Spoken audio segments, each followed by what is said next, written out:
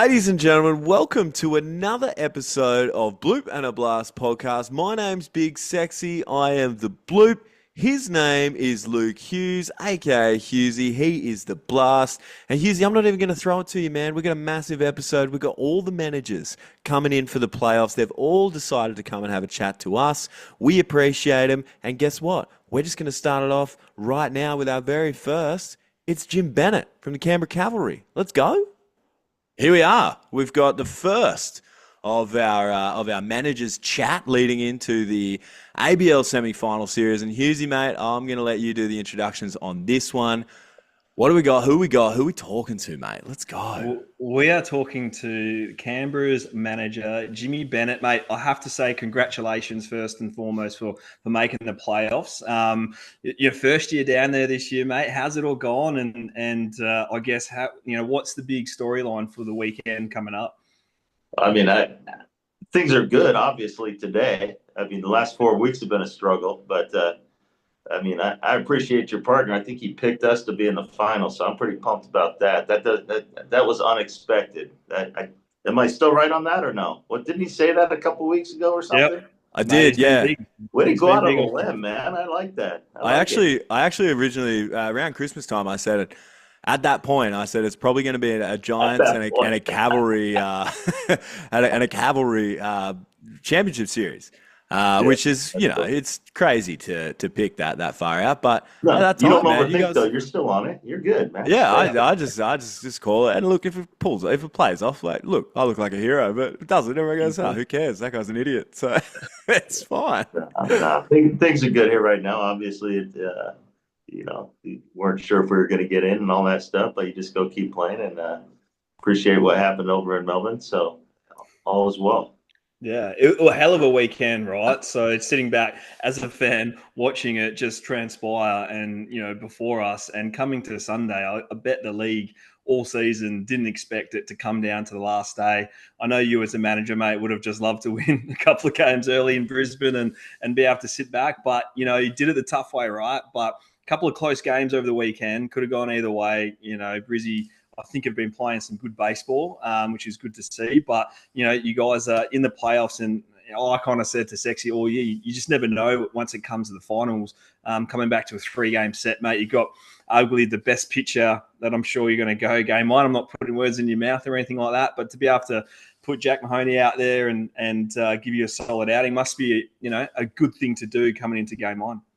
Yeah, I mean, for us specifically, 3 games is a lot better than 4. So I'm all in on the format. We'll be ready to roll. Yeah, definitely, mate. And how's it all looking for you guys this week? How's the training set up for you guys, and what does that look like over the coming days? Yeah, I mean, tomorrow's our big workout day. We work out on Wednesday and Thursday, or Tuesday and Wednesday. We'll probably have anybody who wants to come out on Thursday, they can. But I don't want it to do things too differently because it's playoffs and all that stuff. Just keep rolling. If we're prepared, we're prepared. We know what we're up against with Brooke's club, so just got to be ready for it. What do you see in Brooke's club, mate? What's the? I mean, I feel like shutting the running game down, and he plays a small ball and all that stuff. There's no secrets. I mean, with how he plays the game. I mean. The way he does things, it makes it tough, especially in today's game, especially in a pro ball at the lower levels. Guys don't. You go to A ball, even double A. Guys don't work on the running game. They don't care until they get even to triple A, which blows my mind. But that's the way things are done in today's world. So it's just different. The guys aren't ready for it. You get younger pitchers that when you see guys jumping back and forth at second base, and they got to be able to have take some breaths, man, and not let things bother you. The guys bunting in the 3-hole guy might bunt in the first inning. We got to be ready, man. No matter who you're playing, be prepared for what they're going to bring to the table. Jim, what do you think? And I'm not trying to get any secrets here, but what do you think Canberra's key to success will be this weekend?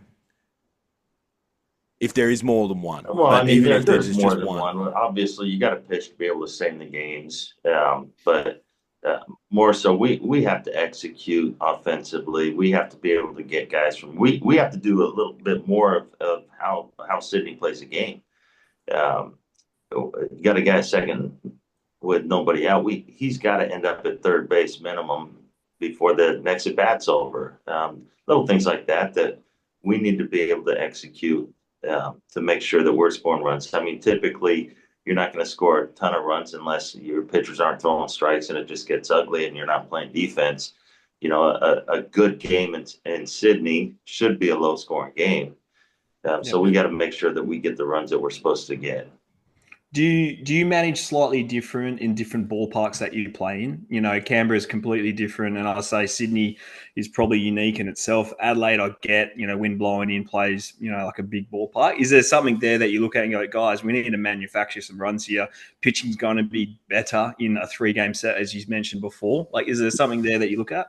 I mean, to me, the two parks in the league, you got Adelaide and you got Sydney. Those are the two parks. Outside of those two parks, to me, there's not much of a difference on how I'm going to manage. But as far as those two parks, you got to get the runs that you're supposed to get. Yeah. Yeah. And hopefully the weather's nice and friendly for you guys up there this weekend. Yeah. I haven't even looked to see what the weather's going to be yet. So, I mean, we just got back last night. I think it's going to be okay for you this weekend. All right. Yeah, I think a lot of the bad. And this is. I mean, I don't do any research, Jim, but we know that. I just heard in on a broadcast the guys down there, they were saying next weekend it'll be great. So I was like, oh, that's good. That'll do it for me. I'll tell Jim Bennett the weather's going to be fine. So I'll go with that. Absolutely. I guess the next thing for me, like thinking about it, I mean, having, you know, you're talking about executing and all of that. And I mean, having a leader in the clubhouse like Robbie Perkins, I mean, must be a godsend for a manager like yourself. I mean, to have a guy there that, and when Robbie came on this show, the thing that really came through from Robbie's words were that, you know, his love for the league and love for, you know, Canberra Cavalry, obviously, but also the baseball in Australia, right? So having a guy like that to convey those messages to your imports, also to the other guys that might not be necessarily from Canberra, I mean, that's got to be awesome for you being the big boss to have a guy under you doing that for you, right? Absolutely. I mean, having a guy like Robbie's is even keeled as they come because, you know, I've been with Perth, I've been with Brisbane, and I can sit there and name off why they had their years, and it's all about the guys and the players. And it's different because, you know, you had Luke when I was there with TK, you had Matty, D-San, all those guys. That was a different type of crew, you know, and they knew they were great, and they all had different personalities. I go over to Brisbane, you got Logan Wade, you got Soupy, you got Buff, all different personalities. It all worked. Here's a little bit different. You got Cam and you got Robbie being the guy. Both very even keeled guys. So you don't have the mix of the group of guys that I've had in the past, which a little more difficult. But with Robbie, you know what you're getting. You're getting a guy who's going to be on top of everything. I mean, he's the adult in the group when it's just me and him. He's the guy that is always, he's going to be serious. He's going to have a real take on every single situation. So it's a beautiful thing for me. I have a captain in him, and I've really got an extra coach in him. It's what I've got. Yep. So he makes it very clear to all the imports what this means, to be able to bring something home to Canberra, what it means for the ABL, for us to be in it. It's just, I feel pretty fortunate to be around Robbie and just to be able to see him. Obviously, I know him from wearing the green and gold, but to be with him day in and day out, and knowing his personality and who he is, and how I try to make that work for the team, to have that type of seriousness, and being prepared. You love having a guy like Robbie. I look at the structure of your team, and the two guys that are really like stand out to me, looking at, you know, I guess weights all line, and, you know, we always talk about making sure that, you know, catcher, shortstop, second base, center field, that's all structured up, right? And you've arguably got the best double play combination in the league, with Jason Matthews and George Khalil, being able to just lock them in the lineup, know that any ball that gets hit up the middle, you're going to turn a double play.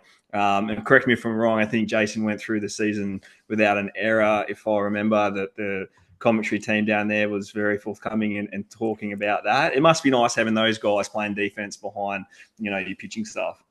Yeah, and this isn't to take away any middle infield in the league, but I'd put my money on that middle infield any day of the week.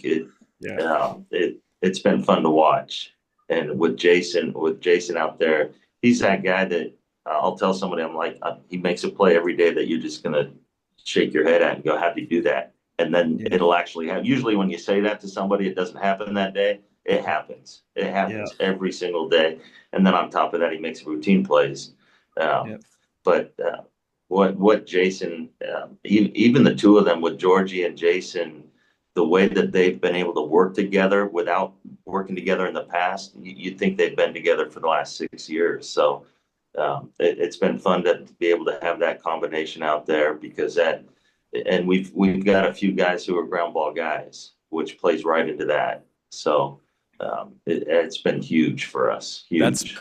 That's George Khalil's my pick to click for this weekend for the Canberra. I reckon he was really hot. Like, he had a hot start to the year, and like showing out a bit. And maybe maybe I haven't been watching close enough, but maybe he hasn't been as hot lately. But I reckon come playoffs this weekend, I think we'll see him have an absolute. With all your research, you're gonna get it right. I'm not doing research, man. Right. I'm not doing anything. It's all gut, bro. Like, he's a young guy. He's hungry. Let's go. No, he is hungry, and he's been getting after it. He's been excited all year to have the opportunity to go out and play shortstop every single day. I mean, he's literally played shortstop every game, every inning. So, wow. It's been fun to be able to have him out there and let him do what he does and start to play it a little bit more relaxed and Jim, see how it rolls. One more thing I just want to quickly ask. Sorry, Hughesy, I know you've probably got real questions, but I mean, you've been around a lot of ball clubs. You mentioned it before, Jim, right? You've been with Perth, you've been with Brisbane, you're now with Canberra. You would have seen a lot of guys in the weights room, right? Miles Symington easily moves. He easily moves more than Hughesy ever did, right? Especially back in his day. Am I right? Easy. In the weight room? Oh, yeah. This guy gets after it, man. He's always going to be trying to get bigger, stronger, faster. He's an animal. Absolutely. Yeah. And definitely more than Hughesy. Definitely. Yeah, of course. That's not hard, especially these days. My question was going down a similar path about the fact that you've managed a couple of the ball, been a part of a couple of the ball clubs, and then now managing the Cavs. How have you seen? I mean, you right hand man to Dingo for many years, mate, and now obviously taking over at the Cavs. How's that change going for you? I know you're a manager, mate, and you have been for a long time, but nice to be back at the helm again. No, I enjoy that. For me, just coming here, I knew what I was getting into. Well, I shouldn't say that. You never totally know what you're getting into. But it's just you're trying to put the right pieces together. And the pieces, when I got to Perth, when I got to Brisbane, the pieces were already put together with the players that were there. This is something where when you don't have the numbers that you have in other places, with Canberra, there is more. Okay, how do we fit these different pieces in? And I could take a full year to figure it out, but where we're at right now, and we obviously have an opportunity. So it's different. Everywhere you go is going to be different, and to me, it's a manager's job to figure out how to put the pieces together. I hope those pieces stay together too, mate. Like, I know on the commentary team the other week, they were talking about whether or not you're coming back or signed again. And I don't know the answer to that, nor that you have to say or divulge anything. But I feel like you're working towards something really nicely.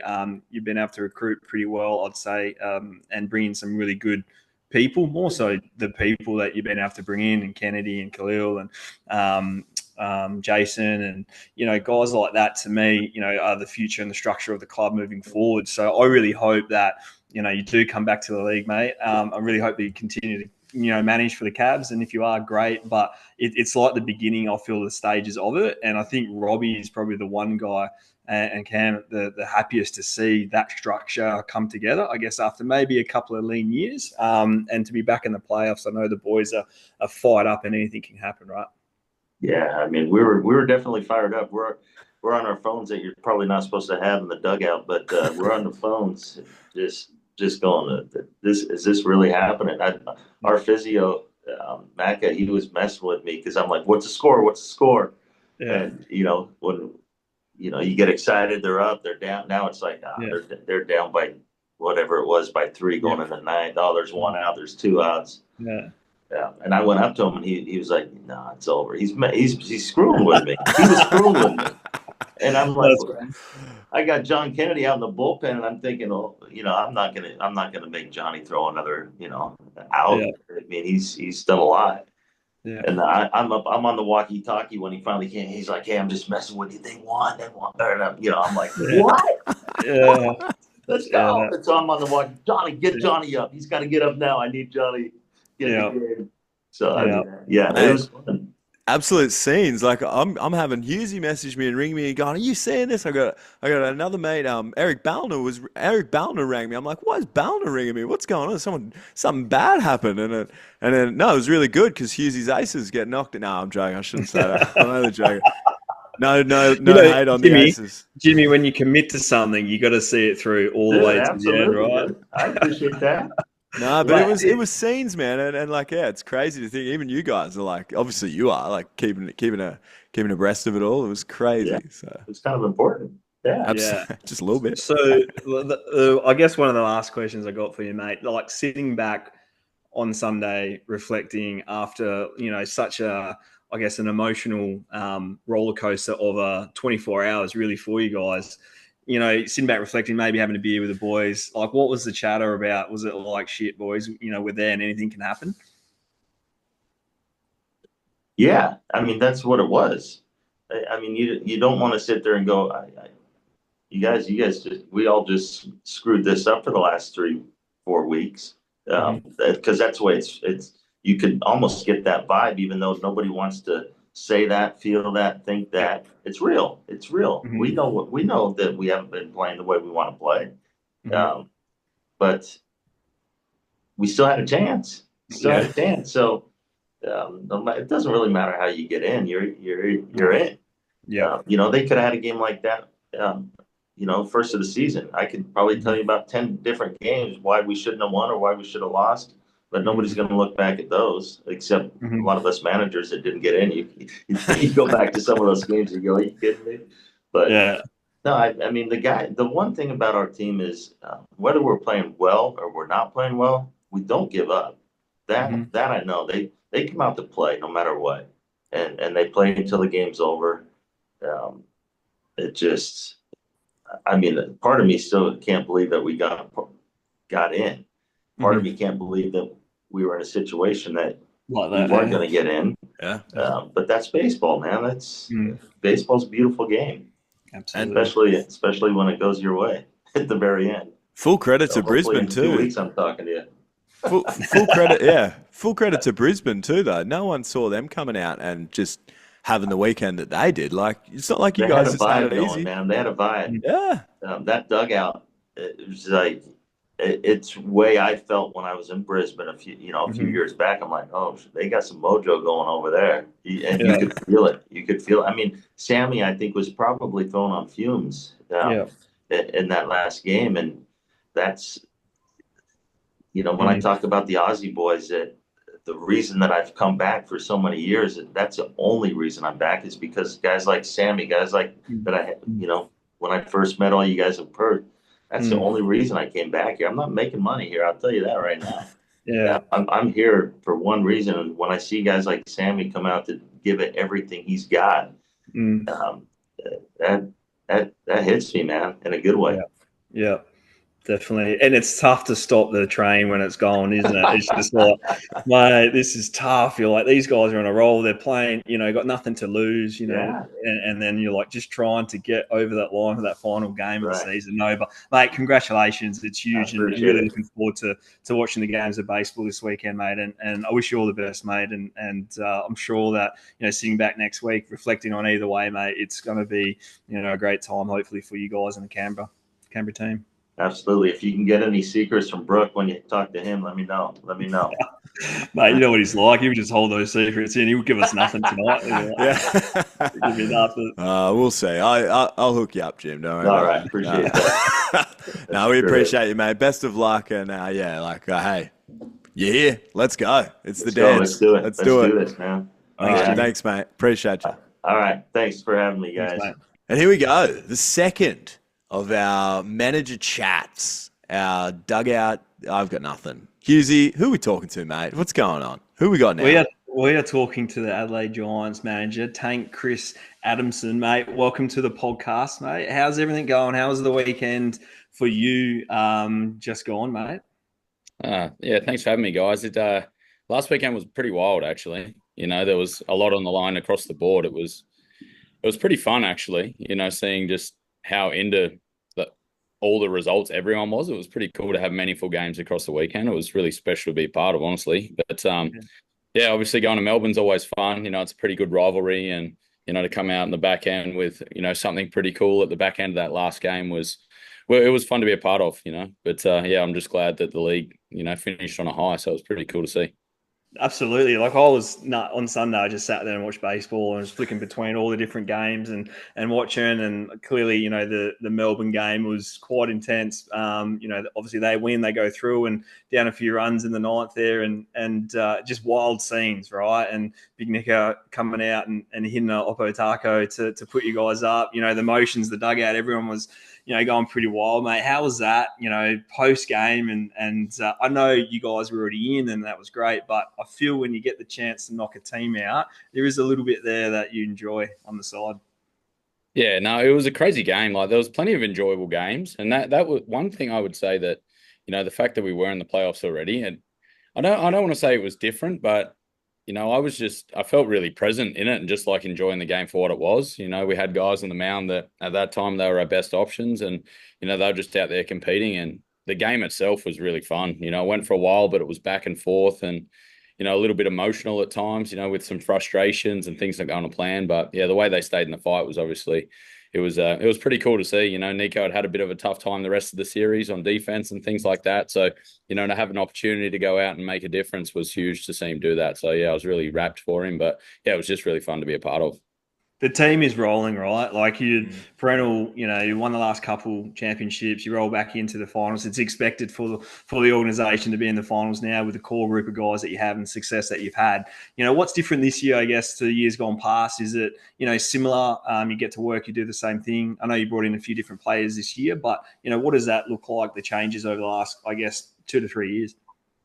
Yeah, I mean, we try and be as consistent as we can, so the returning guys are as comfortable in their own skin and in the uniform as they can be. But ultimately, we have to continue to evolve both on the field and the way that we play and just with the personnel. Like the nature of this league, even if you do retain a good bunch of your core, you're still turning over at least probably a third of your roster, which is it's always an interesting beast. The clubhouse dynamic is obviously important. How the guys are going to gel and how they're just going to, be in the fight for one another is something that, it's hard to really know until you get it. And, there's been times this year it's probably felt a little bit slower than it potentially could have been, with a little bit of frustrations and things like that. But yeah, to show the fight we did on the weekend was good, and hopefully we can carry that into the next couple of weeks. Yeah, it's Adelaide. I mean, there's so much to say. Right, first of all, I want to say thank you for winning that game because that actually gave me a point over Hughesy. Thanks, mate. Thank you. No worries. I'm back. We're back to even keel on the picks. But secondly, I mean, I called it at Christmas time, right? And I know we chatted about this with Jim, and I'm not trying to big note myself, all right? But what I'm saying is, like, to me, when I watch Adelaide play, and you guys have had this knack for the last couple of years, you come up big when it counts, all that kind of stuff. But it looks like now that this is almost like something that's expected. And I think it's more about the way that they know how to win. All right. It's not that they expect to come out and hit a walk-off jack in the last inning or anything like that, but they know how to win. And when they're in deep, they don't give up. They know that they can get themselves out of this. I mean, for you being the manager, obviously that's got to be something that's pretty spectacular to sort of sit back and watch them just keep fighting and just. I go back to when we were talking to Davo, right? Defend the beach, right? Talking to Davo, man, I was jacked. I was keen as hell. Like it was awesome. But having it, you can see why everyone is up and everyone's about, and they're there to defend the beach and that fight that they stick it up them. So it's good, man. And like it's got to be pretty awesome for you to sit back and. I'm not saying you just sit back and do nothing, but to be there and watch this, like it's got to be amazing, right?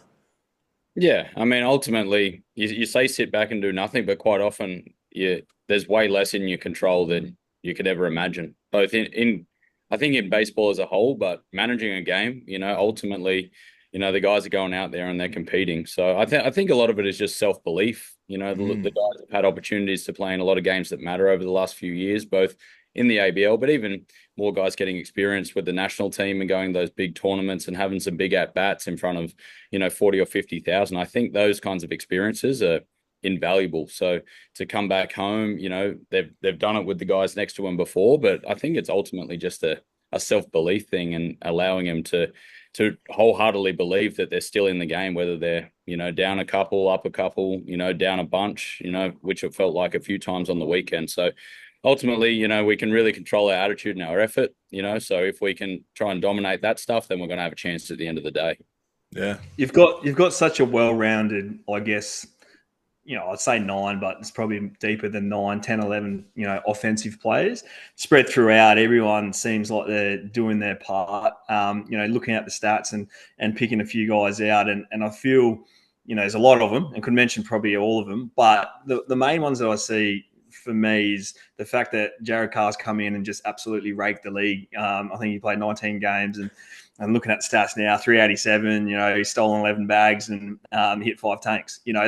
That's huge to be able to add a piece like that and to have, Nick Ward locked into that lineup at the top of the order. I know he had a bit of a rough start, but he's completely dominated this league, after the first couple of weeks of the season. It really must be nice to have those types of players just to go in and know that you're going to have professional at-bats.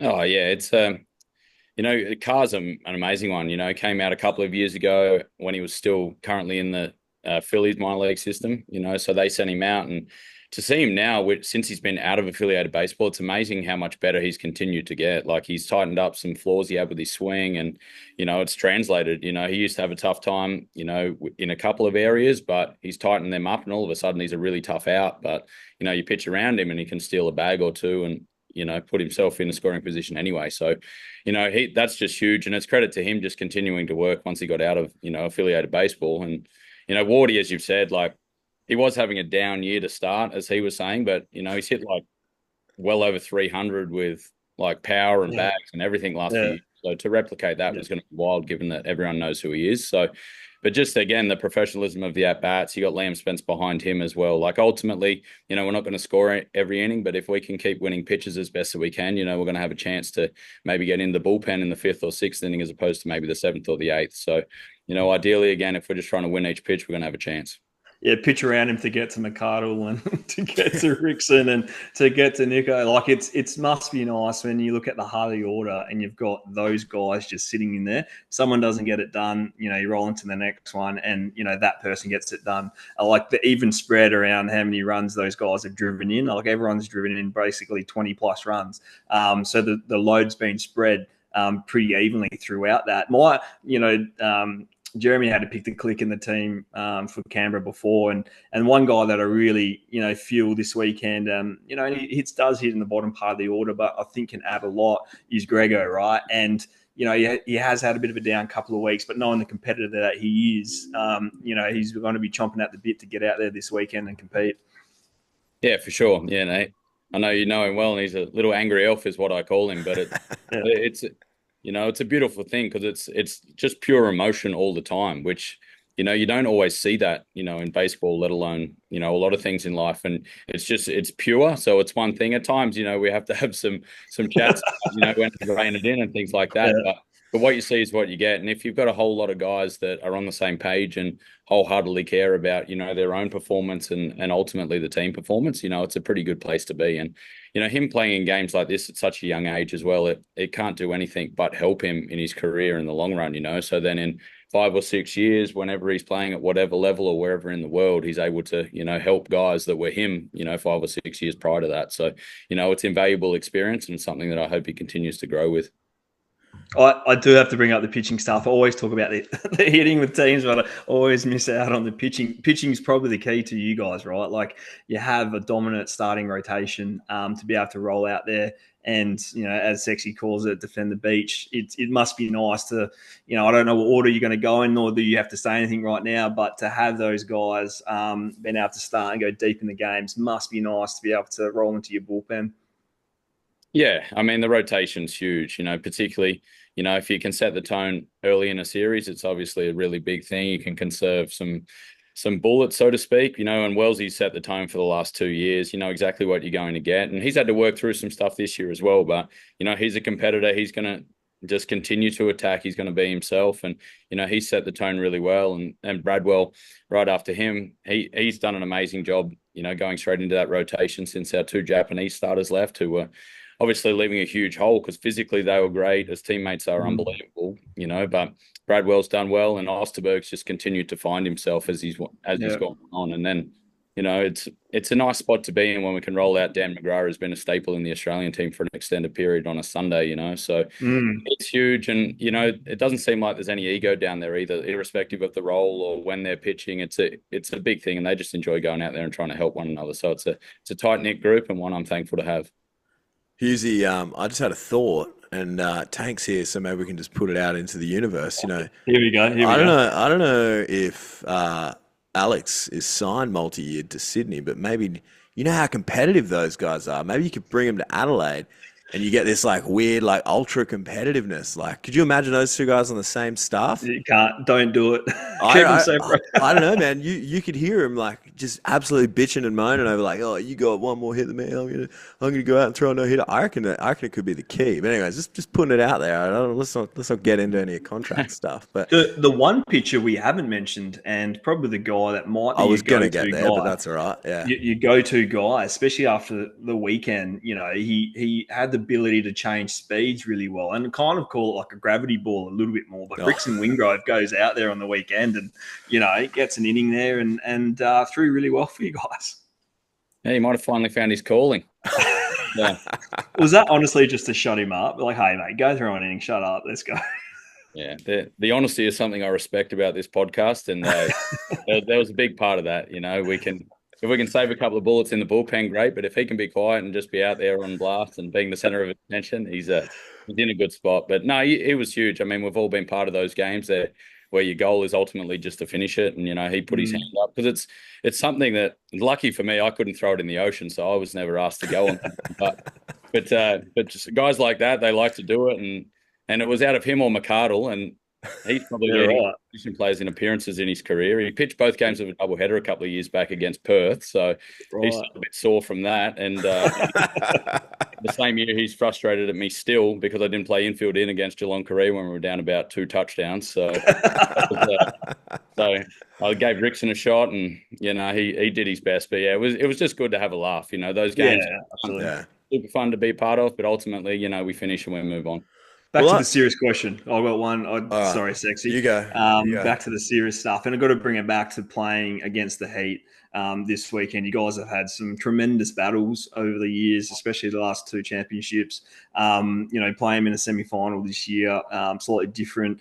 What does that look like as, a finals campaign every year is different. You've got different players, as you mentioned. But, coming up against the Heat again, what does that look like this weekend for you guys? Yeah, I mean, it's almost like, death taxes and playing Perth Heat in the postseason, it feels like. But, I mean, that's testament to them, though. I know I saw a statistic on the weekend. They've been in the playoffs like 15 years or something crazy, like in this iteration of the ABL. So that's, they're just an unbelievable opponent. You still got TK doing it, and every time he comes up, it's like, doesn't matter what he's hitting on the year. It feels like he's always going to get that big knock or he's always coming up. It's just they're just fun battles, to be honest. Not having to fly to Perth for game one is a nice thing. Some of those miles that have popped up last couple of years can be a bit grueling. But yeah, ultimately, you got to go through the best if you want to win it, and they're just perennial contenders, and no matter how they look during the season, they always post up in the postseason. AK does a great job with them, and you've got TK and Hawley and Woz steering the ship, and then all these other guys that just do a phenomenal job as well. So huge amounts of respect for them. But yeah, it's always a fun series, that's for sure. Yeah. Hughesy and I always do our picks every week, right, Tank? And for us, it's like, man, like it's an emotional pick for Perth, like, right? Because we both kind of like Perth. I'm living in Perth now. It's pretty awesome, right? You want to go for the home team. I might have called it that you guys were going to win. So this weekend, right, for me, it's kind of win-win, right? If you guys go through, win, and play whoever in the finals, I look like a bit of a hero because I called it way back before Christmas. If Perth goes through and win, it's awesome, right? Because we love Perth, right? But it's just this crazy scenario that we've got the championship series now, and in this from the last year, and before that, now we've got it in the semi-final. It almost feels like the series of the round of the playoffs. It's going to happen early for us, and hey, man, it's going to be exciting down there at the beach. I don't know, like I can only imagine that place is going to be rocking. There's going to be some turn those home plate mics up a little bit. Because I love some of the feedback from the stands there on the Baseball Plus stream, so it'll be pretty exciting to watch. And I mean, I tell you, it's maybe Hughesy will have to do a little watch along on YouTube where we sit here and watch the game together and stream it out to everyone. So it'll be fun, man. Like, he's acting like it was such a tough pick. You guys have won the championship back-to-back years. He was like, I picked Adelaide. I was like, yeah, no shit. They've won. No, it's not even that. Well, no, like low-key, like Adelaide weren't really Adelaide for the first few rounds. Like, I'm not trying to be rude, Tank. You might be able to correct me if I'm wrong, but I didn't think yous were playing like yous normally do, right? And it was a slower start for the Giants this year. And then maybe, I can't tell you exactly, 4 or 5 rounds in, maybe 3, 4, whatever. You could see the signs. Things were starting to move, and it's like, hang on a minute, these guys are starting to get back into that rhythm. And then here we go. The last few weeks, it's been who we've come to expect from them. I guess for me, the one big thing that I wanted to talk to you about, Tank, is like you've had 2 years now where you've won the championship, right? We've got to go for 3, right? Now, you've also had a pretty cool story throughout this year, right? You've had Jordan McArdle go through as the all-time franchise home run hitter, right? Pretty cool little milestone. And I'm sure there's been heaps more along the way as far as games and things like that. But then also last weekend, the last game of the regular season, you've had Todd Van Stencil come out, make history, and take the all-time saves record. I mean, that's got to be pretty cool, right? As far as, for you guys as a part of this, and maybe not in the moment looking at it now, but when you sort of go back and unpack the season that was and win or lose, I tell you what, it makes for a pretty cool story, I think. So it's gonna be something. You gotta feel like you're a part of something pretty special, man. Yeah, no, it's. I mean, you mentioned Geordie. Obviously, that's obviously a really special one for me. I came down from Sydney 14 years ago now, and he was just a little chubby kid that was around the place that could really hit and never really had a position. So he was catching bullpens next to me and things. So to see him crack in, and now he's just a he still kind of looks like a chubby kid, to be honest with you. He's just got a full-time job and he can really hit a fastball. And, to see that, he's like a part of my family, like to see him do that. It's unreal. And, to maybe be a little part of it, it's just unbelievable. He gets great support from his family and stuff. So to see him do that is unreal. And Todd on the weekend, like I even said to the group, like he's probably one of the more, I would say, both misunderstood and probably, I don't want to say undervalued because it probably understates it, but, just overlooked. Like his career's been unbelievable. He's been on the Australian team. We were talking about it on the weekend. He's been on the Australian team for like 13 or 14 years. Like it's wild. And the way he continues to evolve as a pitcher, the older he gets and understanding his body, it's just, I mean, to set records like that, as you well know, Hughesy, it's testament to just being able to stay in the game, let alone continue to evolve with the game and be a force in it. So to be part of those two, milestones was huge, and I think it's just good for the league, because they're good guys doing good things and staying around for overall the betterment of the league. So it's just a really nice thing to be a part of.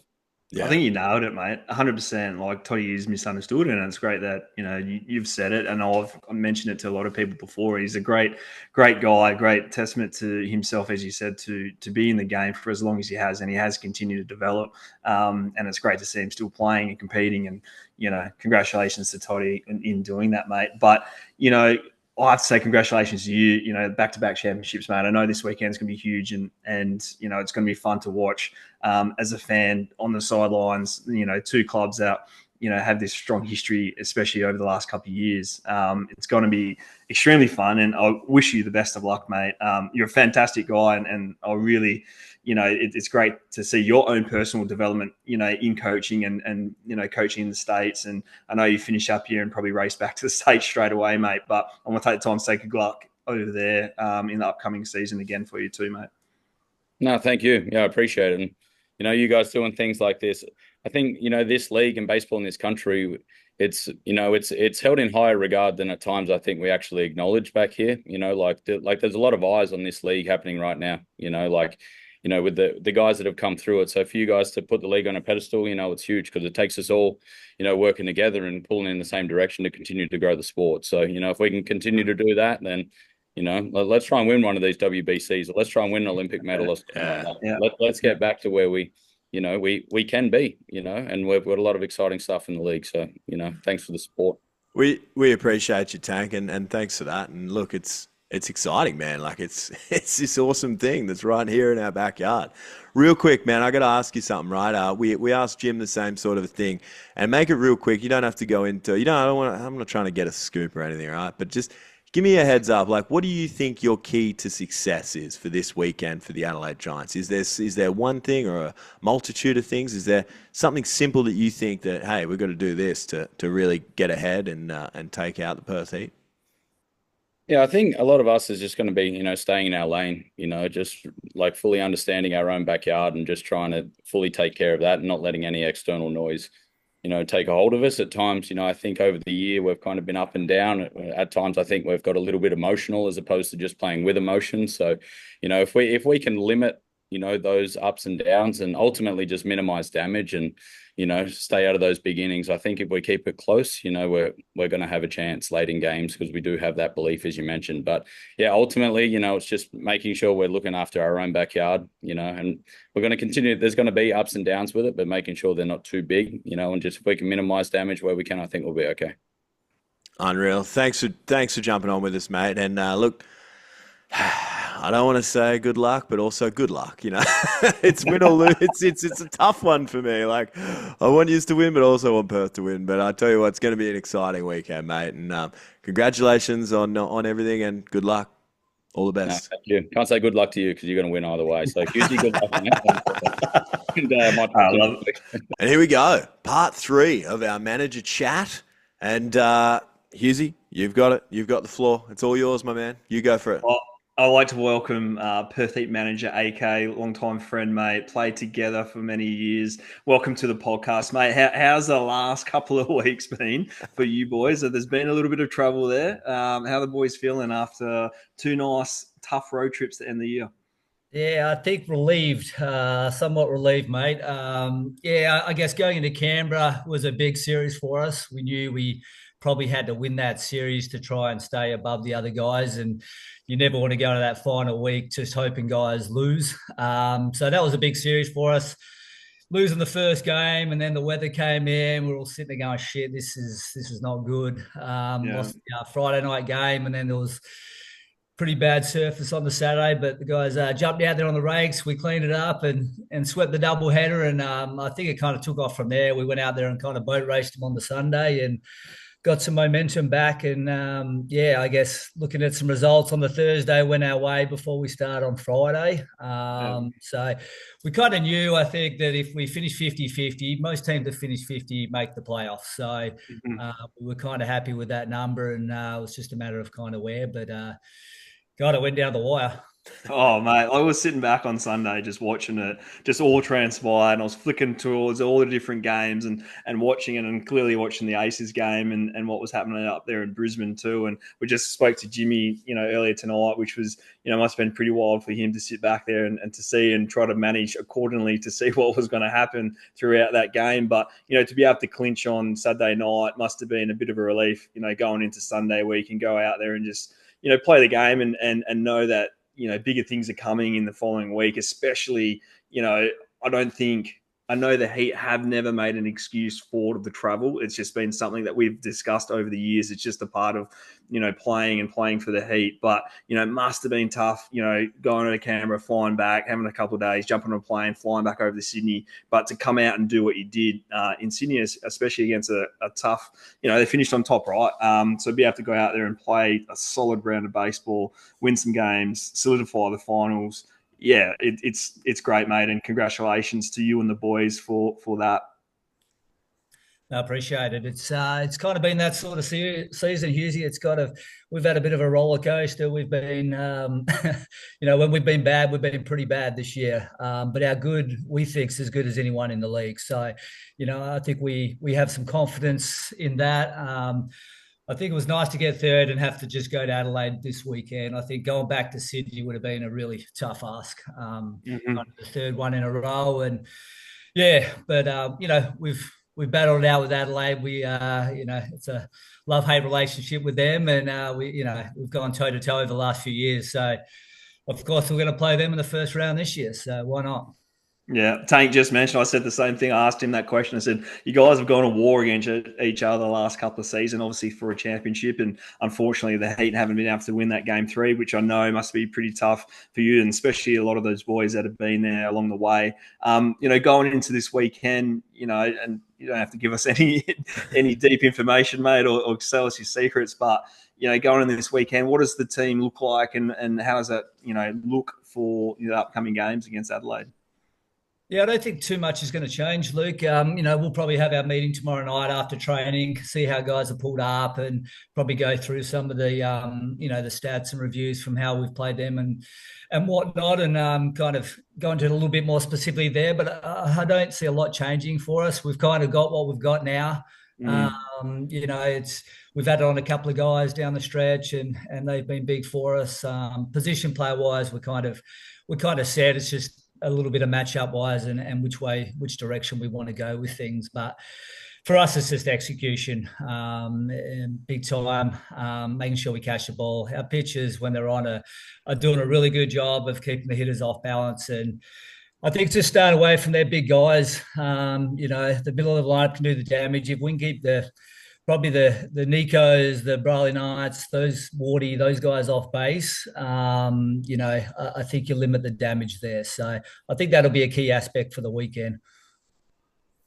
Well, that's sort of been my only one question that I've asked, okay? And you've just answered it. I've asked all the managers so far what their one key metric or thing for success is, and that's it. So for you, it's obviously limiting that sort of even the bottom of the order as well, so that it doesn't turn over to get the big bats an opportunity to score some runs. I mean, and you're right. Your pitching staff has done an incredible job this year. I'll say that in parts. Obviously, there's been some rough ones, but, you would almost say that they have carried it, keeping guys off balance. It's just whether or not we can see the Perth Heat bats fire. That's sort of been the thing with the Perth Heat this year, and I don't mean to be rude about it, but it has, sometimes we're not necessarily sure which Perth Heat we're going to get. Because like you said earlier, man, when they're on, I think you're right. I don't think there are many teams that can beat them, but it's just trying to get them going for that. So hopefully that is the case for this weekend, because I tell you what, Hughes and I are both, when we're doing our picks as well, we're both pretty emotional. Perth's always our emotional pick, man. We're always like, yeah, let's go Perth Heat. I said it last week. I wanted to see them go 4-0 in Sydney. But, Sydney's a good ball club. We can't expect that. But I tell you what, it's a grand final rematch right here, in the semis. It's awesome. This is the kind of stuff that baseball gives us, and it's going to be a hell of an exciting weekend down there in Adelaide, that's for sure. Yeah, I think so. There's no indication there's going to be anything different. I think the key is with Adelaide is their ballpark too. Yeah. Depending on what that wind does, it can be a really tough place to play and place to hit, as Hughesy knows. So we gotta find some opportunities to score. I think that's probably what's let us down the last couple of years. Is they've got good pitching. So trying to turn some offense over and try and find ways to score early is probably going to be one of our big focuses. There's been a couple of exciting sort of bright spots on the year for the Perth Heat. Obviously we could probably do a whole series on TK and the exciting things of him. But I tell you what, like seeing him go out there and being a part of getting his 500 regular season hit, right? As those in the Perth Heat media office told me, that's not included the postseason. But that's got to be incredible to be a part of, and then seeing young guys come through like your Byron Armstrongs. Jess Williams has a year of returning to form. I mean, Ulrich and Alex always doing their thing, sort of thing. It's got to be pretty cool. But especially to be a part of something like TK season and those young guys coming through, it's got to be pretty awesome for you sitting back, sort of being the steering the ship while all these awesome things are happening, right? Yeah, it is. I mean, I've lost count of the records that TK keeps breaking, and I think someone he kind of gets over as well. It kind of just another thing he's got to think about. He's a very humble person. He doesn't worry too much about those things, but I think it's something when he finishes up, he'll obviously reflect on, and it's something to be very proud of. And we're very proud of Hughesy's played with him. I played with him, and been fortunate enough to coach him for the last 7 years. He's an outstanding individual and true professional, and I think the leadership that he provides with those, young kids coming through is a key for our organisation as well. The Jesse Williams, the Holy, even Ulrich, and the young Nesbitt's coming through now, and some of those younger kids to see what he does and how he prepares. It's pretty special. Absolutely. I guess the big thing going, you mentioned the ballpark, right? And it is there's two ballparks that you can play out there. Either one, the wind's not blowing or it's blowing out, or that's complete opposite and it's just howling in. And always say when you have, approach there, you literally have two approaches at that ballpark. It's like, okay, the wind's howling in, and literally you're trying to hit balls on the ground, cut the breeze, line drives. If the wind's blowing out, that ballpark plays tiny. And do you think that plays, I guess, into your hand as a group of hitters and pitchers both ways? Yeah, I think so.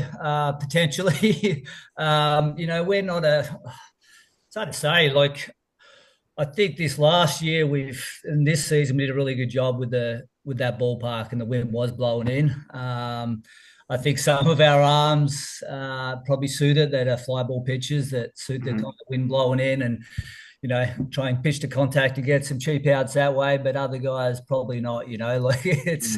It's a bit of a mixed match, but it's something we've got to be kind of wary of as a staff on what those conditions are doing and who we put out there in situations, I suppose, as well. But I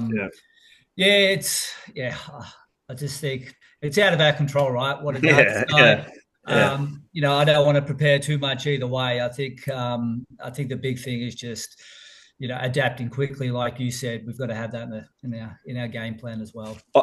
Looking at, you got the best closer in the league. Tyler, was arguably the best starter in the league over the last couple of years, and now, relieving and coming into the back end of the game.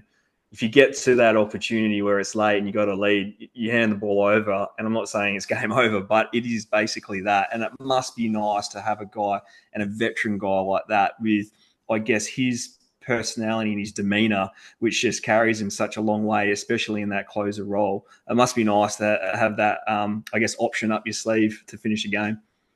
Yeah, absolutely. And we kind of tossed it around early in the season.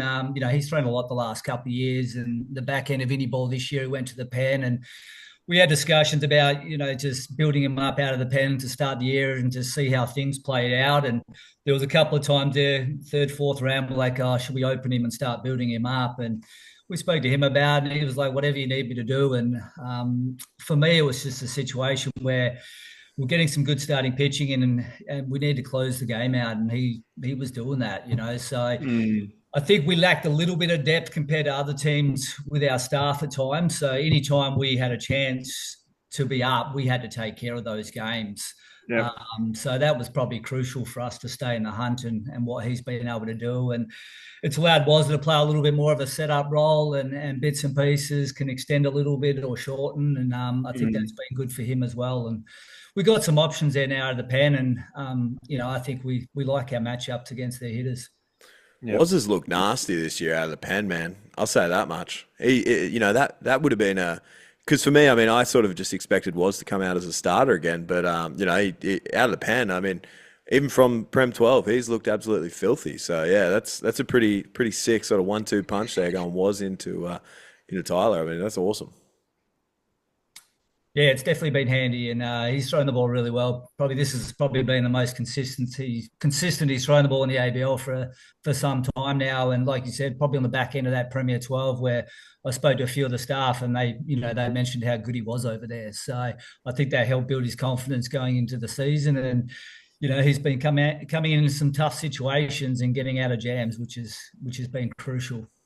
You've got like a good mix, Wazza, Tyler, older veteran guys, and then you got just the wide flame Kieran Hall flying out there, just going out there doing his thing. What a character Kiz is, and it must be nice to have, I guess over the last 2 seasons, a guy like him, which I think the Heat, haven't really had that type of personality in the clubhouse for a little bit. I mean, talk us through Kiz, mate. How's that going for you this year? I love that guy, man. Yeah. What a competitor. I said to someone else this morning, he's got that little bit of mongrel in him. He's a footy player and he just loves to compete. So, last year was a bit, but he had a deal, had whatever the saying is. He was kind of, everything was a bit, probably the speed of the game got him a little bit. And we kind of discussed after the season and building into this year, just for him to learn how he needs to get guys out and how his stuff plays and start thinking more mentally about hitters and stuff rather than just going out there and throwing your stuff. So I think that's probably been the biggest turnaround for him. But I love his personality. He's a competitor. He's been a nightmare when he's been injured this last few weeks. Yeah, he's been miserable. He just wants to get out there. So he's been wanting to fight the physios to try and get back on the field and, doing what he can. So that's probably why I love him so much. Do we get along? And I don't want to, I mean, I can edit this out right now if I have to, but do we get a scoop? Are we going to see Hawley this weekend? Can we get that? Or are we allowed to ask that? Hughesy, am I saying the wrong thing? He'll be out there, man. He came to Sydney with us. Okay. So he did. If you watch any baseball, you would know that he pitched on the weekend. All right, I will edit this out. No chance. Oh. Yeah, he looked good. We weren't sure. It was kind of touch and go. He threw a pen last Tuesday. Right. Got through that okay, so we gave him the go-ahead to come to Sydney. We just wanted to throw him an inning and get him some work and see how he went. And he looked good. Yeah, he was 91, 92, I think, off the mound in Sydney. So doesn't look like there's any issues there, hopefully. Well, that's awesome. So that's great. My DMs will be blowing up when Hawley Kiz watches this. He'll be fair up me, but that's all right. No worries. Yep. Sorry, Hughesy. Back to the serious questions. No, mate. Like I love the fact that this game, like Adelaide v you guys this weekend, Sexy said it earlier that, probably looking at the 2 rivalries really, to be honest with you, Adelaide v Perth and then, the Canberra v Sydney thing. I think it's matched up really well to kind of see those 2 games happen before essentially getting through to the championship. What are I guess the keys now, the focus in this week at training? I'm sure it's like, harnessing the fundamentals, like fundamental baseball boys, getting outs when we get outs, making the plays, the routine plays, all that stuff, fishing the contacts, limiting base runners, all that stuff like that. Is there certain things that you just let the boys continue to play? We probably won't change things too much. Tuesday will be our team night. We'll get our kind of cage work here, maybe kind of tailor that a little bit of what we're going to see on the weekend. We know we're going to get a couple of lefties on the mound, so we'll probably tailor our work a little bit around that. Probably do some BP, get some ground ball work, probably touch on some picks and PFPs for the pitches. we're a little sluggish on the weekend, even the last couple of weeks with some of our defensive stuff. So just reiterating, like you said, taking care of the baseball, preventing 90 feet, and just clean that up a little bit, make sure we're all on the same page. We've had a couple of guys in and out the last few weeks and some new roster adds. So just making sure everyone's on the same page, really. Thursday or Wednesday will be really light before we head out. When are you flying out? We're still working on that. We're trying to get some of the guys out Thursday night. Hopefully most of the starters and stuff out Thursday night, and then the rest of us will probably go out Friday morning. I think because it happened so late with the finding out where we're going, like I don't even know if we've got enough. We can get everyone on the flight on Friday. So some guys are going out Thursday night anyway. So obviously being Australia Day and long weekend too, I think it's pretty busy going around the place. Yeah, and if you do have any spare tickets, man, I'd love to come. So yeah. What'd you call your alter ego? What'd you call yourself again? Bloopstein, that Bloopstein guy, he'll come. Yeah, he'll come for sure. No. I just want to tell you, AK, I had no idea he was doing that until my phone blew up the next day on Friday. It's like, have you seen this? I was like, what are you talking about? I jumped on Instagram and see this freaking clown out there freaking running around. I said to Kiz Hall halfway through doing it, I already interviewed TK, right? Oh, and I just felt so bad because I was like, TK's too nice to say no to this. And then I said to Kiz, I just looked down and I said, is this funny, Kiz? He goes, yeah, it's funny. I said, why am I like this? I don't know. But anyways, it was a bit of fun. Good bit of fun. Really? But mate, look, we appreciate. Oh, I'd like to get over there. Yeah, we need some support. The Adelaide crowd are going to get stuck into us, mate. They're brutal. The boys love that shit though. So I feel I sit back and look at it and go, you know what you're going to get. You're going to get some clowns out there, and I reckon they've gotten better over the years. Back in the day, they were ruthless. I mean, they had guys printing out sheets of just information on all the players and sit there in the front row just going to town on you. But it's always done in a good way, and if you can have a laugh about it, you know what you going in there to Adelaide, you know how competitive it's going to be. You guys have played some, it's hard to say fantastic seasons on the back end of a couple of championship losses, but they have been really good series, especially as a fan to sit back and watch the last couple of years for the brand of baseball in Australia. It's been really fun to watch. But mate, I wish you all the best this weekend, and I know you guys are just chomping at the bit to win another championship, mate. And I know it's been a couple of years since you guys have won one, but the team I see has developed throughout the year, and I know you guys have been through some tough times, and I think a lot of the teams have had kind of like two halves, like the first half, you've got some guys, they leave and you kind of fill it up at the back end. Unfortunately for you guys, you haven't really been able to do that with some injuries as well, but it seems like everyone's back besides maybe a Sheriff. Probably one of the guys that, you would love to have in the bullpen, being a lefty. It's probably one guy I think you'd love to have, but yeah, it's a huge weekend, mate. And I wish you all the best with it. No, appreciate it, guys. Thanks for the support. And hopefully we can celebrate and be talking about a championship series next week. Who knows? Yeah, mate, how's that going to be for a month of baseball? You go Canberra, Sydney, Adelaide, win, and you probably have the first game in Perth, and the two is going to be somewhere. It's either going to be Sydney or Canberra, right? Well, okay, you wouldn't have. You'd be cheering just to be home right now, wouldn't you? Because I think you stayed in Sydney you went from Canberra to Sydney for the AYC. Is that correct? I did, yeah. I drove over there after the Canberra series to watch the last few days of the AYCs and help kind of narrow down a squad for the 18 World Cup and the 16 groups that are touring away. So, yeah, for a couple more weekends on the road, I might be divorced. Hey, Brooke, I was going to say, the kids remember your name and just they gave me a big hug last night, so they still remember me. Yeah, that's unreal, mate. Well, look, we really appreciate you for jumping on with us, and I've said it all episode. I had this premonition that I thought Adelaide were going to win it all, but in my heart, I really want Perth Heat to win. So I'm torn this weekend. Good luck. I think it's going to be an exciting weekend of baseball down in Adelaide, and I can't wait, man. I hope for you guys, and I know how much it means to you all, and I hope you do get this win. I really do. So best of luck this weekend, AK. No, appreciate it, guys. Thanks for having us. Cheers. Thanks, mate. And here we go. Lucky last, I guess. Maybe it's because he's on top of the ladder. Who knows? But Hughesy, introduce the man. Here we go. We have got Brooke Knight, manager of the Sydney Blue Sox on the pod. Last coach here, mate. Welcome to the pod. Congratulations on the season that's been, mate. Finishing on top of the ladder must be nice, and then the boys must be up and about a little bit at the moment.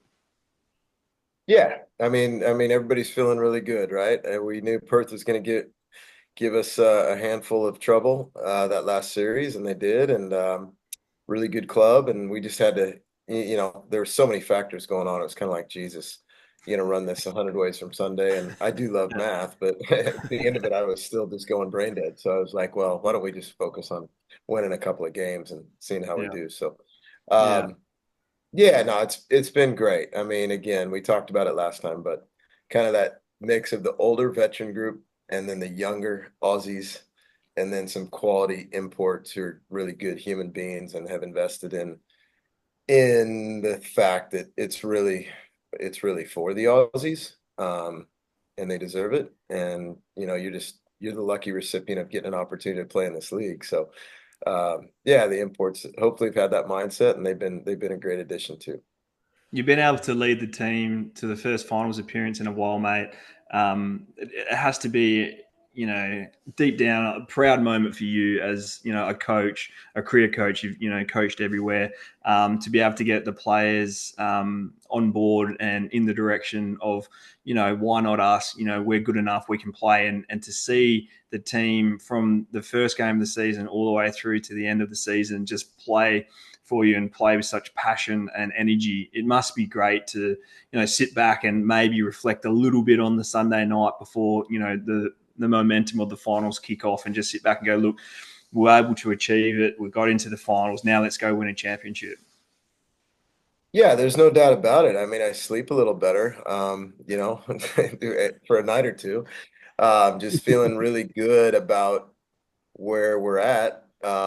Just looking at, our photographer, our local guy, Mick Goddard, is really good. And, he posts now and then online, and the shots are freaking amazing. And I can't look at it too long, to be honest. Sounds a little pathetic, but it gets a little emotional because I see these guys just celebrating, enjoying each other, having the time of their life. And then all of a sudden it's caught on camera. And it's just like, I didn't see any of that. I was down in the third base box, or I wasn't, trying to pay attention to what the hell was going on. And damn, those are great shots, and not so much the fancy dive in the outfield or the big swing, but just those moments that guys have with each other, coming off, scoring a run, or coming into the dugout, coming off the field together after a big play. So, yeah, no, it's been, that part's been awesome. And, again, I think it's going to be really difficult to continue to just find ways to win, but we're all about trying to find ways to win, and the guys do care about it. They know they're in a spot that doesn't come around all the time, and I do try to remind them of that, because the shit goes fast, and it's like it'll be gone. It'll be gone in a week or two, and you just be trying to recall all those great moments, and some of the challenging times will probably run through all of our domes too, but it's just you just gotta just grab that cup of sand and hold on to every grain, and understand that it's a special opportunity to make some cool memories, and you end up staying closer to those guys. I always tell the teams, if you get to this point, like, teams that win championships, not get close. That's not quite what I'm talking about. Like, if you win, you stay friends with those guys for years and years and years. And they could be import Aussie guys, right? You've done that, Hughesy, with many guys. And when you win together like that, man, that carries forward for a long, long time. So knowing that, I just want them to, especially if you're the young pups, to understand that, man, it's super cool when you can do something together. And the players have done this, right? I mean, they have done this. They play for each other. I mean, it sounds cliche, but they do. They're unselfish, and there's no pushback on, hey, this is what we're doing. This is why we're doing it. If you got a major problem with it, let's chat later. But there's a lot of unselfish guys in the room, to the point, and I haven't really had this, to the point where I've actually had to tell guys to swing. I mean, that's a good problem to have, right? It's like, man, they're already thinking ahead. Like I'm going to give it up for the club. Like, cause I Mm. know the percentages and I know this Mm. is, not about me. And so I'm like, dude, swing the pole. Like you got the Yeah. right match. This dude on Yeah. the mound, cut it loose. Yeah. So anyway, that part's been cool. Mate, you play a brand of baseball, an aggressive style of baseball. You take it to the team, the opposition a lot. You do play some small ball. You run the bases probably better than any other team in the league. Is that your DNA? Is that what you worked out at the start of the season? Like, look, this is what we've got, and I think this is how we're going to develop into a championship ball club. It's always been the way I've liked to assemble clubs. Yeah, I think speed can be really dangerous when utilized properly in our game, especially when we turn on the television and two or three guys on every major league club can really run and the other guys don't run much at all. mm-hmm. So I think at our level we've got tools, in the arsenal that say, hey, if you can do it and you don't have to be a speedster, there are ways to learn to get better on the bases.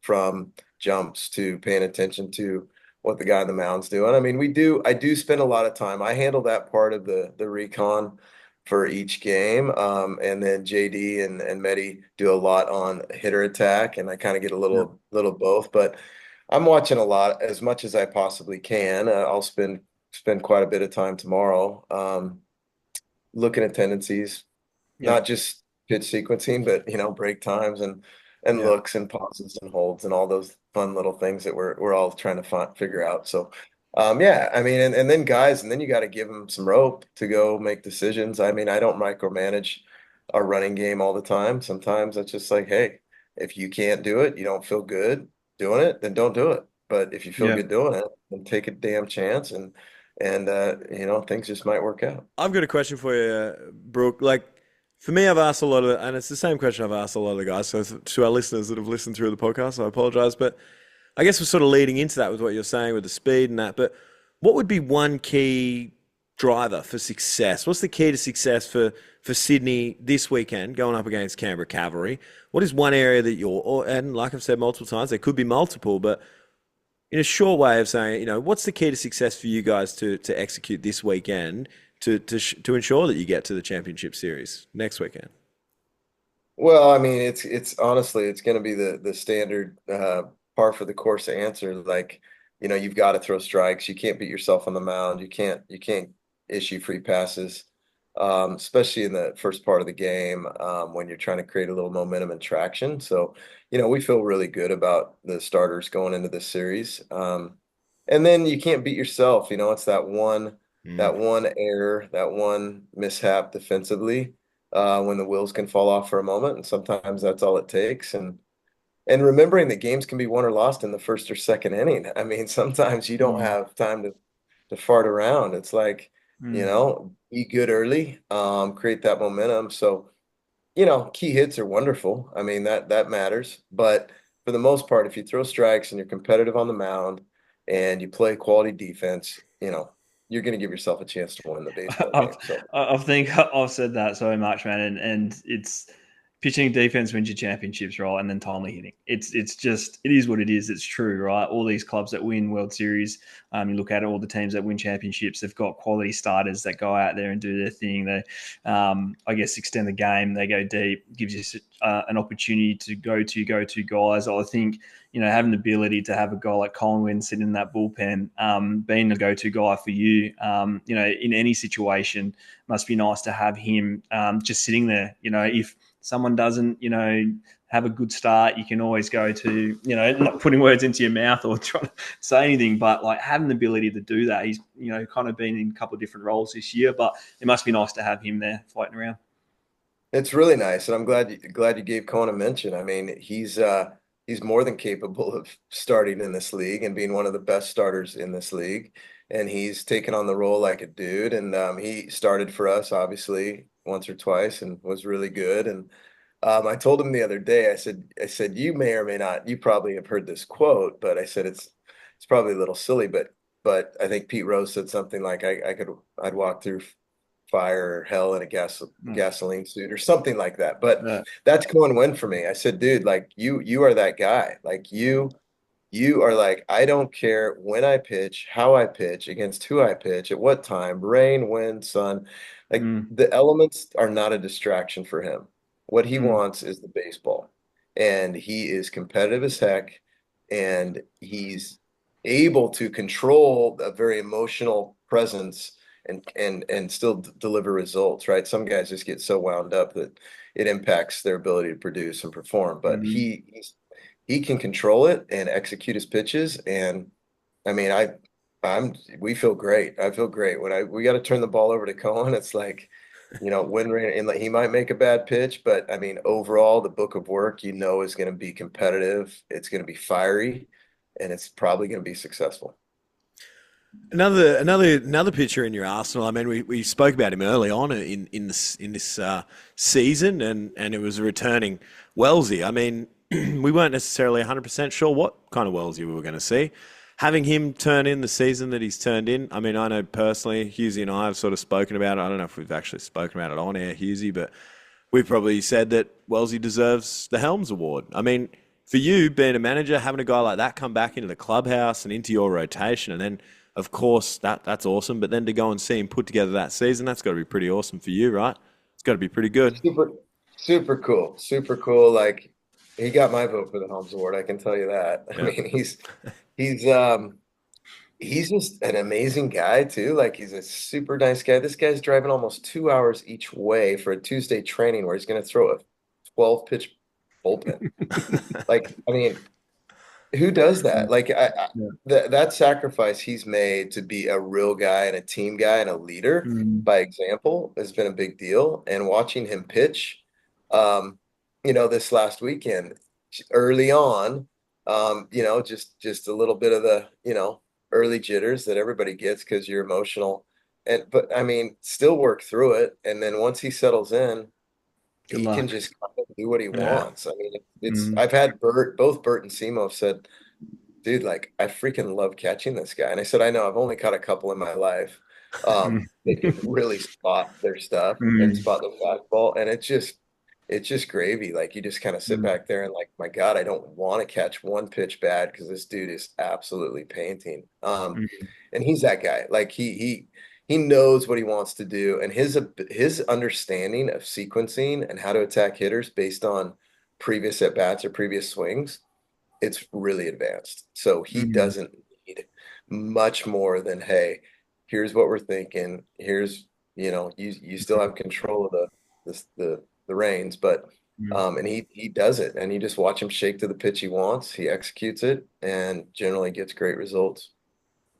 There is one guy that, unfortunately this season you haven't been able to have him in AFO, and I know he's probably sitting at home just like, dying to be out there with the boys, competing to help, you win a championship. You've been able to, I guess, not replace him because you can't replace an Atho, but be able to, find some other arms there to, I guess, step up and elevate and start games for you guys. And you've had probably two of the best guys, floating around the league. Ben Ferreira, finished the season, 4-2 with 194, like unbelievable year.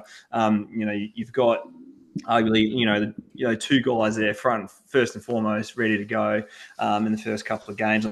I'm sure, how you're going to roll, but it must be nice to be able to roll out those couple of guys. You're going to get solid starts out of them in a final series.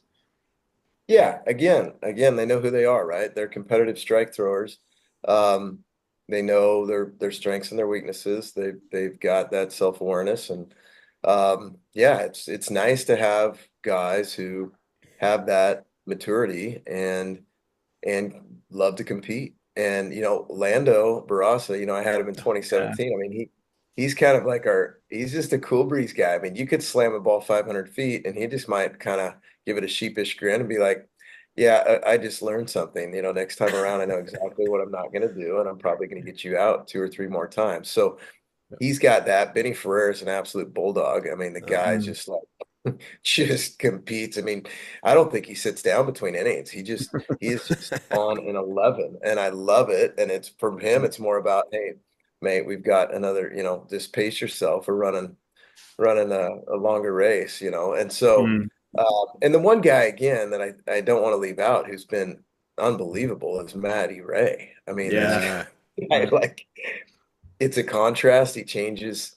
the speed. He changes the tempo of the game. I mean, again, you've played the game at a high level, Hughesy. Like, when that thumber came in and you're just like, oh, Yeah, God, I've been seeing the yeah, ball so well, and I've yeah. just railed three of my last four pitches, and now I got to figure, okay, what am I going to do? Am I stay back, hit it to right? What's he going to do to me? And then it just changes the pace of the game. And Maddie's even gotten better this year from from the start to now, with some additional breaking pitches that are better, and he has been unbelievable for us. I mean, I feel equally good with him or Cohen coming behind those front three.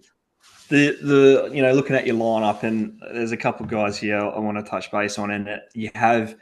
I think in our last podcast we talked about a core group, and especially the core group of Australian guys. And looking at this year, you've had multiple guys that have stepped in and played some fantastic baseball. I'll save the guy I want to talk last, but you got Clayton Campbell out there, doing his thing. Had a great year, found his spot there, with you guys. You had Solo doing his thing. You've had Harry doing his thing, but the guy that I think has really solidified your infield is Joe Stevens, right? Like he's had a great year, hit 285 or thereabouts, and it must be nice to see these Aussie lads, I guess, elevate themselves and really see the belief and understand that they deserve to be playing, ABL baseball and higher. Yeah. I mean, Joey has played a really, really good third base. He's made a few plays that are elite, and you're just like, wow, he's really competitive in the box. But that third base thing for us, he knows where to play. I mean, I don't have to move him around a lot, and he's got a feel for the game, and he's put up great offensive numbers. He had a couple of really good swings that last day or two against Perth, right center gap, and then down the right field line for extra bases. And I put Jalen Ray right in there with him. I mean, those. Yeah, sorry, I forgot about him. Yeah, two of the three guys that are, I think, on the ballot for Rookie of the Year.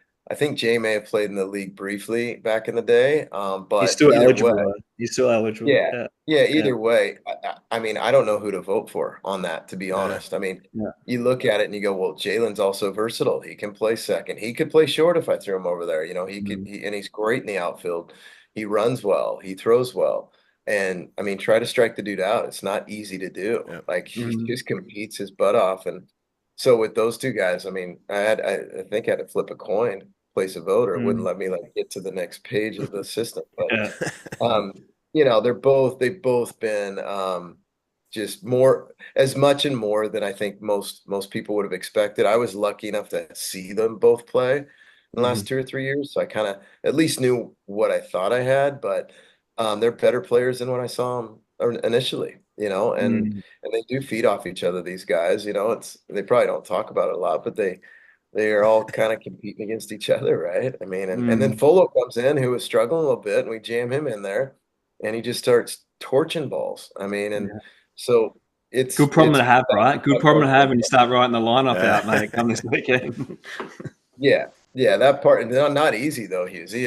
That's the really crappy part of the job, when it comes to rosters and lineups. But at the end of the day, all as a manager you'd hope is that your players know you care. Yeah, that's super. That's a big deal, and I do, and most managers do, and then you hope they understand that you're making the best decision at that time, but it doesn't mean things won't change real quick, and just be ready to go. So. That part's been tough on more than a few occasions. It's funny though. Going back to Ferreira, like he obviously a bright spot with Wellesley. You try and watch Wellesley starts because obviously he's my brother. But I would. So this is legit, right? So Brooke, I'd be watching your games because I worked out that my mate Tal would probably be pitching after that Ferreira start, right?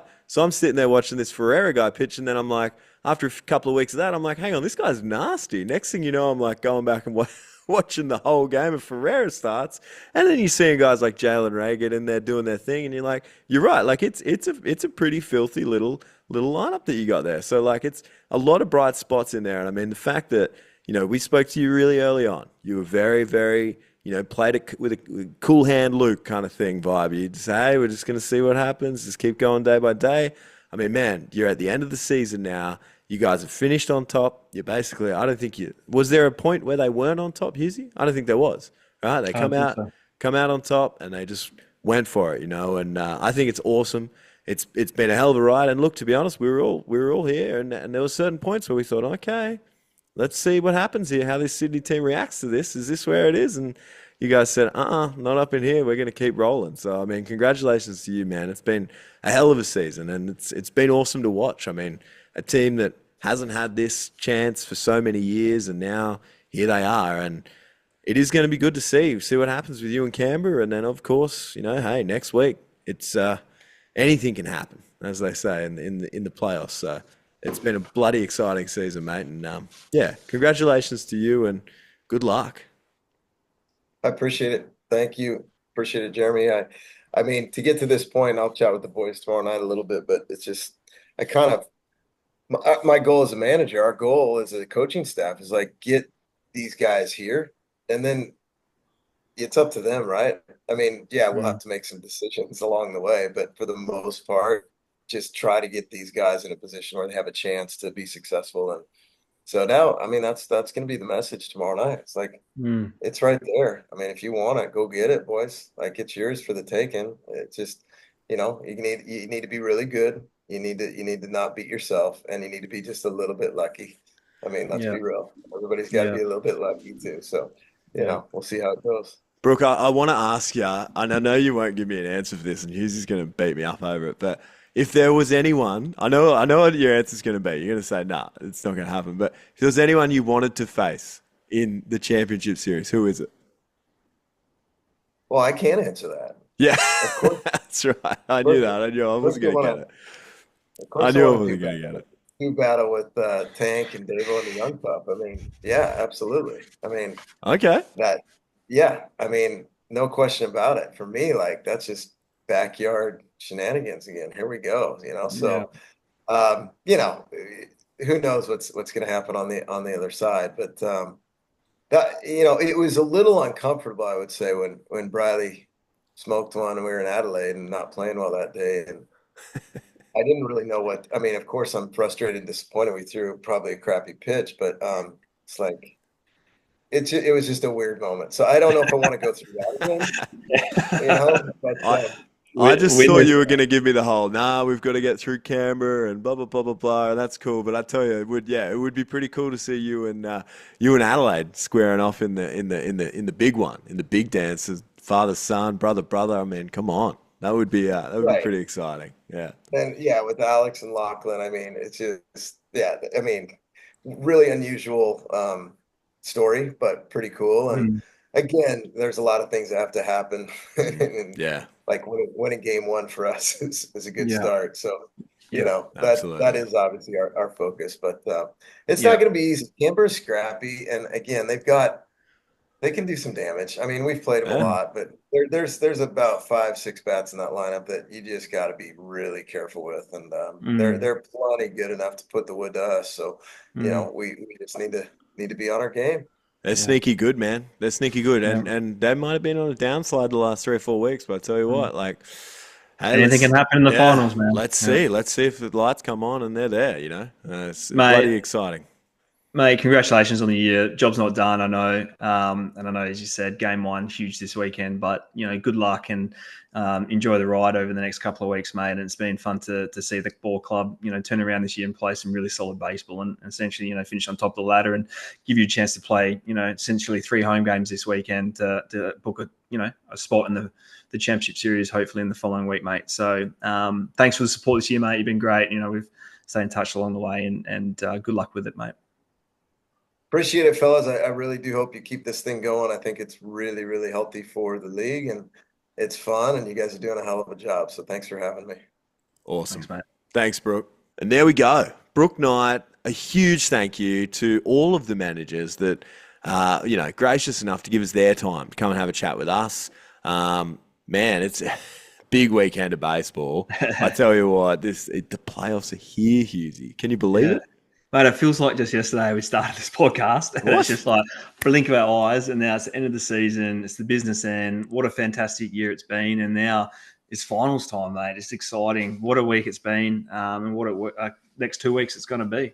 Oh, mate, like anything can happen. And like, it's crazy to think, right? Like, Sydney's gone out and basically won this whole year, stayed in the lead. And, hey, if they don't get it done against Canberra, doesn't matter. You know what I mean? No. It's pretty wild. So it's been a wild year of ABL baseball. Coming down to Sunday, anything could have happened. Melbourne win, they're in. Canberra up there playing the game against Brizzy, not knowing really what's going on. They're trying to keep up with, what was happening the other game, and essentially Adelaide came back and knocked Melbourne out, which was obviously disappointing. I've been on Melbourne the whole year, and it's been tough down the stretch for them. I think they lost some players and some. Injuries, hit them pretty hard, and a bit of a sickness went through that team over the weekend. And look, I feel for the boys, feel for Deebs and all the boys there. And, how about Brisbane, man? They made a run at it. They were close.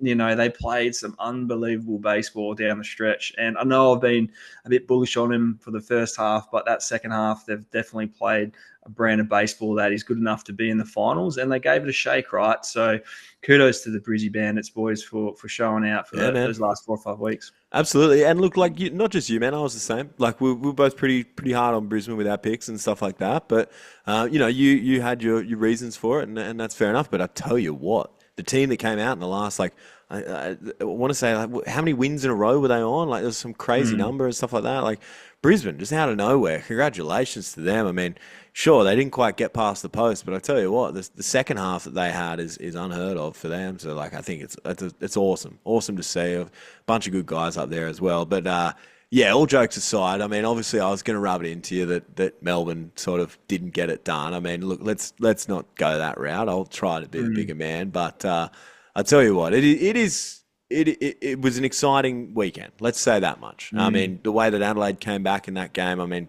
no one had that coming, right? No one had that on their bingo card. And again, Adelaide's that team. But it is a shame to not see the Melbourne Aces into the playoffs. But yeah, when you unpack it like you had before, I guess, hey, you go through these things, and it's sad. But. Mate, if there was a storyline at the start of the year that ABL wanted to have all 6 teams, come down to the stretch of the season, have a chance to play in the finals, and that was true, right? Every team had a chance to make the finals, come into the last round of the season. Talking to Eric last week, he had so many different scenarios that he spent so much time putting together. And literally, it was the last game on Sunday that dictated who was going to be in the finals and who was going to miss out. So there's a lot of storylines there that, we could spend a long time talking about. But there are 4 teams in the finals. We've got Sydney, we've got Canberra, we've got Perth, and we've got Adelaide, right? So some great matchups there that we, delved into. And it's going to be a great 2 weeks of baseball ahead. Well, yeah, absolutely. And look, let's start with the first of our ABL semis, right? So Sydney versus Canberra. Now, is there anything, before we get into the picks and stuff like that, is there anything that you sort of heard earlier through the chats and talking to the managers that sort of maybe piqued your interest a little bit about what we're going to see over the weekend between these two teams? Yeah, I feel, when you sit at top of the ladder and Sydney have been there the whole season, you always have a target on your back. You always want to go into and beat the top team and get through. I think, if you look at it, Sydney are the favourites for the weekend, and they deserve to be there and deserve that, I guess, title. But with Canberra, I mean, they're kind of like, whatever, man. We didn't play great last week. We didn't play really good baseball over the last few weeks, as Jim mentioned. But, once you get to the playoffs, you have a chance to win. Whoever pitches and plays good defense is going to win a championship, right? And both those teams have a couple of really, really solid starters. And you're going to see, I think, some score lines that are going to be pretty tight for both series over the weekend. And whoever takes those opportunities when they come, and as Brooke mentioned, you can win a game or lose a game in the first 2 innings of a ball game too. So especially in a 3-game set, you got to go out there and win every game and use all your bullets and not leave any bullets in the sheds, right? So, yeah, I tell you, it's it's going to be a hard one when we get to the picks. I mean, hey, I've pretty much flip flopped around all interview with telling people who I think is going to win. Like I said before, I want to see Sydney do well because I know some people there. I think they're cool. Like I want to see Perth do really well. I really do think that I really do want to see Perth go ahead and finally get that championship that they hadn't that missed out on the last couple of years, but. Anyways, it's hard. Like it's hard trying to take the emotion out of it, right, and then go for it. So, do you want to do the picks for the Adelaide, for the Canberra and the Sydney round, and then we'll move on to the next one? Yeah. Go ahead, mate. Do you really want me to go first? Do you really want me to go first? No, you backed yourself into a corner. You mentioned it multiple times, so you have to go with it. I think I've got to. You're right. So, as much as I love Sydney, and I really do wish Brooke all the best. I was a bit of a wanker in around Christmas time, and I went out and I said, I reckon it's going to be an Adelaide and Canberra final series. So I'm going to go for Canberra for the upset this weekend. Right. And you're just so happy, aren't you? You're just so cheering because you get the extra point. We are tied on points, but hey, this season hasn't been an easy one to pick, man. So you never know what's going to happen. But yeah, I'm going to go Canberra this weekend. Keep it interesting. I'll go Sydney. Thanks. Yeah. It's a tough one, but hey, like Canberra's sneaky good. Sydney's just super good, right? Like I get it, but first time in the playoffs, you never know. Hey, who knows? All right, let's move on then. Let's just quickly forget about that. I just picked Canberra, but you're right. I backed myself into a hole. So let's move on. Let's get on to the next one. And no disrespect to those two teams. I think they're both excellent teams, but for me and for you, I think this is going to be the pick of the round, right? This is going to be that series it's going to be electric. There's going to be a lot going on. These two teams have faced each other twice now in the CS already, and now here we go. Like it's a rematch. So we've got Adelaide and Perth down in Adelaide. I'll go first with my pick. I mean, well, did you hear anything out of those managers before we get into the picks? Is there anything that makes you sort of, that you can sort of deduct from our chats with the managers a little bit more? No, like all the managers are great, and thank you for all their time. But I agree. This series between Adelaide and Perth it's an exciting one. How could you not, want to tune in to watch this? They played each other off the last 2 years in the championship series. Adelaide have won back-to-back, titles, and I get it. They go in as favourites. They're pretty well-rounded all the way through, pitching, defense, hitting, all that stuff. They've got a really good ball club. But for me, I've got to go. I'll pick with my heart. I've done it. I've worn my heart in my sleeve my whole career, and it's something that I'm very passionate about with the Heat boys, and I'd love to see them get through. And there's a lot of guys on that team that are really, as all teams are, but they've lost the last couple, and I love to see them get through to another championship series, and see TK play off another championship series would be great. So, I will pick Perth to win that series. Yeah, and I had to go and open my mouth at Christmas time, and now I've backed myself into a hole. And no, look, it is hard, right? Like you're right. Like I have an emotional attachment to Perth Heat as well. Like it's not as much as you. Obviously, I didn't play for them. I'm just a fan of them. But I tell you what, like, man, you want to see these guys do well, but it's the Adelaide Giants. Right, they're a juggernaut, right, man. Their team is stacked. Like if you look at the offensive weapons that they've got, it's through the roof. I think seeing a couple of the bats liven up there for the Heat over the last couple of weeks. Hawley's been able to turn it around the last 3 weeks of the season. Bodger's been steady and consistent throughout the whole time. Their imports have done pretty good, and obviously Jesse's had a fantastic year. Finished third in the league in hitting, which is great to see. Amazing. So it's going to be one of those series that. Whoever takes care of the ball the best will win the series. As it's cliche as it is, but it's just the truth when it comes to finals. Whoever takes care of the ball will win, right? So, what a series it's going to be down there. And the Shark Tank's going to be lively, very lively. Defend the beach, as you always talk about, mate. But, I think the Perth Heat boys are just glad they're not flying back to Sydney this week to make it 3 weeks in a row. So, I think a little bit of a shorter flight is good for them. They've had a tough road trip the last 2 weeks, going to Canberra and then to Sydney. So, If they're going to have to do it the tough way, right? They're going to be on the road for 4 weeks if they want to win a championship, and that's tough to do. And there's never an excuse for a team from Perth flying over there. They know that they have to travel and they have to travel to win. But go to Adelaide, anything can happen. This is not taking anything away from Adelaide. I think they're a phenomenal ball club and got all the pieces to win another championship and continue on that dynasty that they're continuing to build. Yeah, well, you're right, and it sucks, but hey. I backed myself into a corner. So I'm going to go Adelaide. Hughesy goes Perth.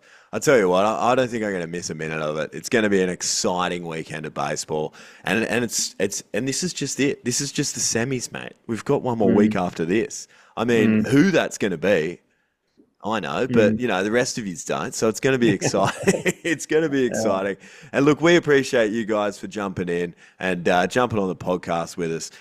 If you haven't already, make sure you go and hit us up on @Bloop Blast Podcast on Instagram, Facebook. We're on YouTube. If you're not watching us on YouTube, you can watch the whole episode over there on YouTube. Quite a good watch. There's a bit of content going around there too. So we appreciate you guys, and we appreciate you for jumping along this wild little journey that we've had, Hughesy. It's been a hell of fun, man.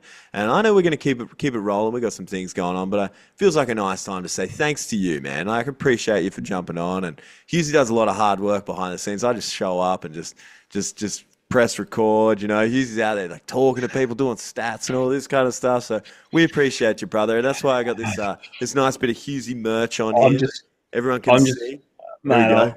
I'm just mad that my shirt hasn't arrived of your sexy face on there. So I'm looking forward to my little t-shirt that I'll be rocking next week. Yeah, you got some Bloop, but yeah, that's all right. It's the lightning and the flames for me. But anyways, there you go. Now we appreciate you guys for jumping on, and here we go. This is it. It's the semis. It's what we've been waiting for. It's a sprint of a season, but here we go. It's nearly over. You're gonna wish it never ended, but here we go. It's the playoffs. Starts now. Let's go. Going back. This ball